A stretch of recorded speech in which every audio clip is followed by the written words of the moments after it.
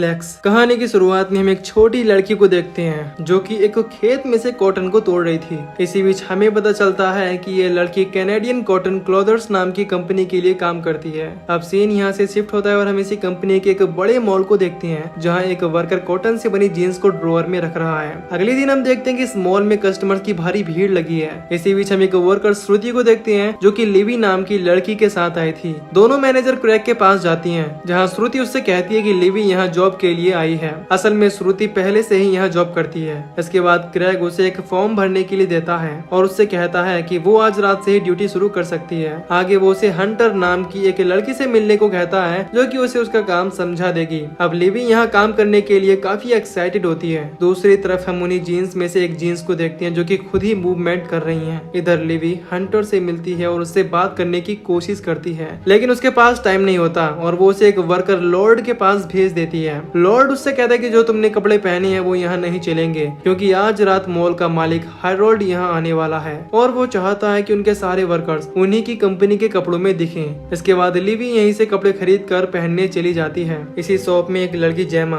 उन्हीं ड्रॉअर में रखी हुई जीन्स को उठा लाती है और हंटर से कहती है कि ये मुझे काफी पसंद आ रही है। इसके बाद वो उस जीन्स को पहन लेती है। अब कुछ देर बाद क्रैग यहाँ के सारे वर्कर्स को एक जगह बुलाकर उन्हें समझाने लगता है कि हम आज रात अच्छे से काम करेंगे। वो उन्हें काम को लेकर मोटिवेट करने लगता है। तभी जेमा को जीन्स काफी टाइट लगने लगती है और वो वॉशरूम के लिए चली जाती है। क्रैग उस जीन्स को पहचान लेता है और जेमा को कॉल पर उस जीन्स के बारे में पूछने लगता है लेकिन वो उसकी बात नहीं सुनती। वो उसे वापस आने को कहता है लेकिन वो फोन काट देती है। अब कुछ टाइम बाद यहाँ हैरोल्ड आ जाता है और सबको एक ऐसी जीन्स के बारे में बताने लगता है जो कि किसी भी साइज के इंसान को फिट आ जाएगी और वो उसे कल लॉन्च करने वाले हैं। हम समझ पाते हैं कि ये कोई और नहीं बल्कि वही जीन्स होती है इसे इस टाइम जेमा ने पहन रखा है। दूसरी तरफ वॉशरूम में जेमा उसे जीन्स को उतारने की कोशिश करती है लेकिन वो नहीं खुलती। वो और भी ज्यादा टाइट होने लगती है। इस वजह से जेमा को काफी दर्द भी होता है। तभी वो जीन्स इतनी टाइट हो जाती है कि उसकी बॉडी से खून निकलने लगता है और कुछ टाइम में उसकी मौत भी हो जाती है। इधर हैरोल्ड सबसे कहता है कि आज रात 12 बजे उनके मॉल में एक सोशल मीडिया इन्फ्लुएंसर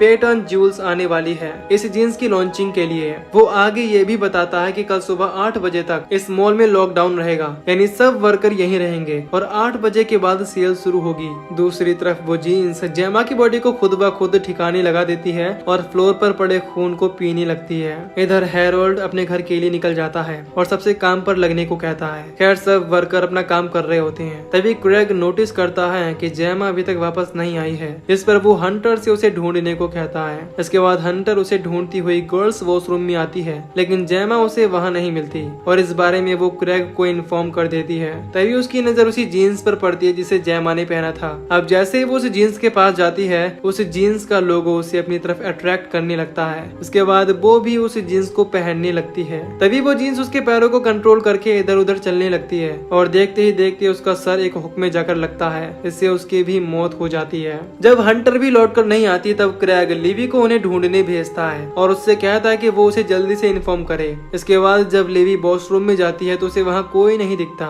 लेकिन जब वो वहाँ के ड्रॉअर खोलकर देखती है तो उसे वहाँ जेमा की डेड बॉडी मिलती है जो कि काफी बुरी कंडीशन में थी। लिवी ये देखकर घबराने लगती है। दूसरी तरफ हम उसी जीन्स को देखते हैं जो कि एक बॉक्स में आकर छिप जाती है। लिवी इस बारे में क्रैग को आकर बताती है और उसे उसकी बॉडी के पास भी लेकर जाती है लेकिन बॉडी देखकर क्रैग कोई खास रिस्पॉन्स नहीं करता और उससे कहता है कि वो इस बारे में किसी को ना बताए। अब लिवी उससे पुलिस को बुलाने को भी कहती है लेकिन वो उसे मना करता है और कहता है कि हम सुबह तक कुछ नहीं कर सकते। खैर अब वो जेमा की बॉडी को एक डस्टबिन में डालकर मॉल के एक हिस्से में छिपा देते हैं। इधर लॉर्ड उसी बॉक्स को खोलने लगता है जिसमें वो जीन्स थी। फिर हम देखते हैं कि वो जीन्स लॉर्ड को भी अपने कंट्रोल में करने लगती है और लॉर्ड उस जीन्स को लेकर एक रूम में पहनने चला जाता है। लिवी उसे जाती हुई देख लेती है और क्रैग को उसके बारे में बता देती है। वो लॉर्ड को फोन करने की भी कोशिश करती है लेकिन वो कॉल नहीं उठाता। अब जैसे ही वो जीन्स की जिप खोलता है तभी वो जीन्स उसके अंगूठे को काट कर अलग कर देती है जिसकी वजह से उसका काफी खून बहने लगता है। इसके बाद वो जीन्स उसके हाथ पर लिपट कर उसके दोनों हाथों को काट देती है और बाद में उसकी गर्दन को भी। इससे लॉर्ड भी अब मारा जाता है। फिर हम देखते हैं कि वो जीन्स फ्लोर पर पड़े हुए खून को पी रही है। इधर क्रैग काफी गुस्से में आ जाता है और अकेले ही लॉर्ड को ढूंढने जाने लगता है। उसे रास्ते में एक बॉक्स पड़ा हुआ दिखता है। अब जैसे ही वो उस बॉक्स को खोल कर देखता है तो उसे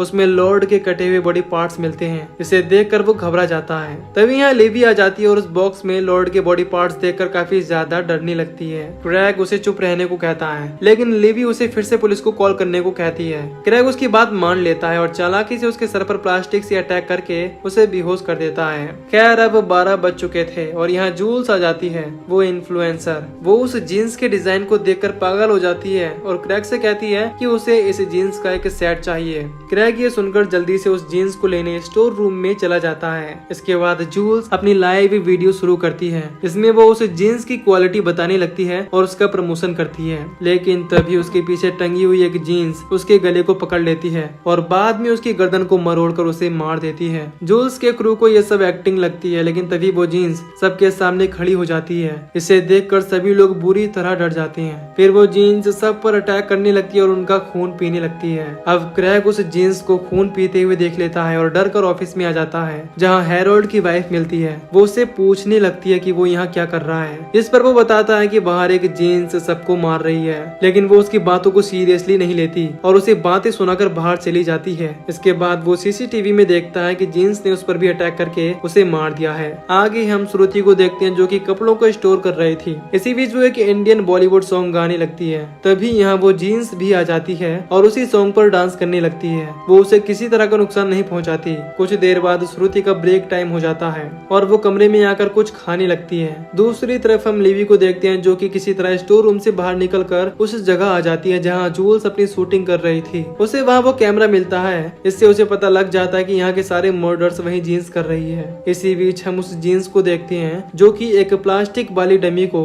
अपना होस्ट बना लेती है और वो अपने माथे पर खून की बिंदी भी लगाती है। इधर लिवी जल्दी से श्रुति के पास आती है और उसे जूल्स के मरने का वीडियो दिखाती है। इसे देखकर वो भी डर जाती है और वो दोनों यहाँ से बाहर निकलने का डिसाइड करते हैं। लेकिन जब वो गेट पर पहुँचते हैं तो वो नहीं खुलता क्योंकि अभी भी हॉल में लॉकडाउन था। तभी उन्हें क्रैग कॉल करता है और अपने ऑफिस में आने का कहता है। इसके बाद वो दोनों जल्दी से उसके ऑफिस में आ जाती हैं। यहाँ लिवी श्रुति को जीन्स के डांस की वीडियो दिखाती है। इसमें श्रुति उसके सामने खड़ी होकर गा रही थी। लिवी को उस पर शक होता है कि वो अब भी जिंदा कैसे है। तभी वो कैमरा में देखते हैं कि वो डमी उनके रूम के बाहर आ गई है। लिवी श्रुति से कहती है कि ये शायद इंडियन है क्योंकि उसने माथे पर बिंदी लगा रखी थी। अब लिवी यहाँ श्रुति का फोन लेकर फिर से वही सॉन्ग चला देती है। इस पर वो डमी डांस भी करने लगती है। उन्हें समझ आ जाता है कि ये इंडियन ही है। इसके बाद श्रुति उससे हिंदी में बात करती है और उसके बारे में पूछने लगती है कि वो कौन है और कहाँ से आई है। इस पर वो डमी एक कटे हुए हाथ से दीवार पर हिंदी में लिखकर उन्हें बताने लगती है। तभी हम वही सीन देखते हैं जब मूवी शुरू हुई थी। उस लड़की का नाम कीरत था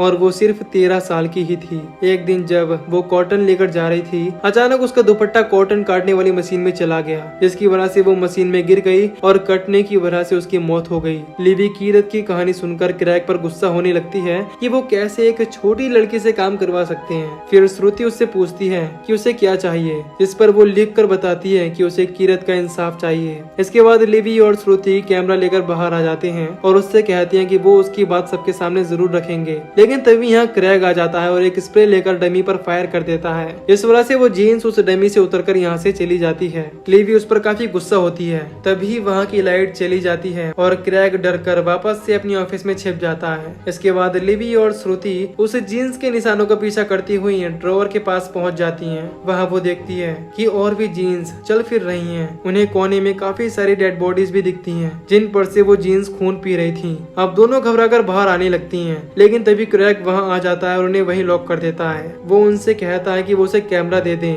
इसके बाद ही वो लॉक खोलेगा। लेकिन वो दोनों उसे कैमरा नहीं देती और अंदर की तरफ आ जाती हैं। क्रैग भी उनके पीछे आने लगता है। अब वो दोनों अलग अलग जगह पर आकर छिप जाती हैं। क्रैग उन्हें ढूंढता हुआ वहाँ भी आ जाता है। तभी श्रुति उसके सामने आती है और उस कैमरा को फेंक देती है। तभी अचानक क्रैग चाकू से उस पर अटैक करके उसे मार डालता है। लिवी ये देखकर बुरी तरह घबरा जाती है। अब वो उस कैमरा को चेक करता है तो उसमें मेमोरी कार्ड नहीं होता, यानी वो लिवी के पास था। अब लिवी जब यहाँ से निकलने की कोशिश करती है तभी क्रैग वहाँ आकर उसे पकड़ लेता है और उसका गला दबाकर उससे मेमोरी कार्ड मांगने लगता है। वो उससे मना करती है कि वो उसके पास नहीं है। इस पर वो उसे बेहोश कर देता है। इसी बीच यहाँ काफी सारी जीन्स चलकर आने लगती हैं, जिन्हें देखकर क्रैग भागने की कोशिश करता है, लेकिन सभी जीन्स उसे पकड़ लेती हैं और उसकी बॉडी के सारे मांस को खा जाती हैं। बचता है तो सिर्फ कंकाल, लेकिन वो जीन्स लिवी को कुछ नहीं कहती। फिर लिवी यहाँ से उठकर मेन हॉल में आती है, जहाँ वो कीरत वाली जीन्स से मिलती है और उसे समझाने की कोशिश करती है, लेकिन वो उसकी नहीं सुनती। और तभी हम देखते हैं कि सुबह के 8 बज चुके थे। मॉल के बाहर काफी सारे कस्टमर भीड़ लगाकर खड़े हैं। तभी टाइम पूरा होने पर मॉल खुलना शुरू हो जाता है। लिवी गेट को बंद करने की कोशिश करती है, लेकिन तभी भीड़ उसे धक्का देकर अंदर आ जाती है। तभी हम देखते हैं कि लिवी का सर जमीन पर तेजी के साथ लगता है, जिससे उसकी मौके पर ही मौत हो जाती है। इसके बाद कीरत और बाकी के जीन्स मिलकर सारे कस्टमर को मार डालती हैं और हमें ये भी पता चलता है कि वो मेमोरी कार्ड लिवी के हाथों में है। और इसी सीन के साथ ये मूवी यहीं पर खत्म हो जाती है। तो दोस्तों, अगर आपको इस मूवी की एक्सप्लेनेशन पसंद आई हो तो वीडियो को लाइक और चैनल को सब्सक्राइब कर दीजिए। बाकी मैं मिलूंगा आपसे न्यू वीडियो में। Till then take care, love you, bye bye.